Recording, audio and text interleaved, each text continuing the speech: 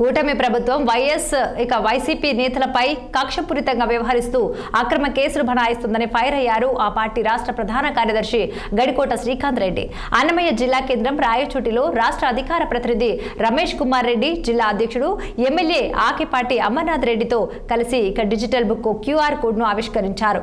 ఆ పార్టీ శ్రేణులకు తోడుగా నిలిచేందుకు అధినేత జగన్ ఆదేశాలతో డిజిటల్ బుక్ క్యూఆర్ కోడ్ ను ప్రవేశపెట్టినట్లు గడికోట తెలిపారు.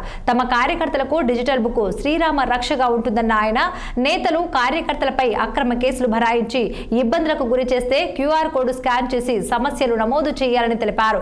బుక్ లో నమోదైన ప్రతి అంశంపై తగు చర్యలు తీసుకుంటామన్నారు. పోలీసు అధికారులు ప్రతి ఒక్కరూ చట్టానికి లోబడి పనిచేయాలని విజ్ఞప్తి చేశారు గడికోట శ్రీకాంత్ రెడ్డి.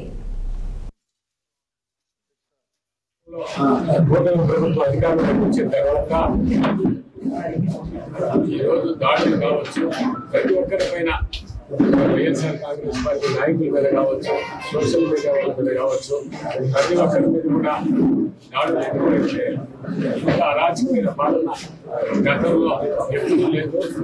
ఒక డిజిటల్ బుక్ తీసుకురావడం జరిగింది. అది రాష్ట్ర వ్యాప్తంగా ఉన్న వైఎస్ఆర్సిపి కార్యకర్తలకు శ్రీరామ రక్ష లాంటిది.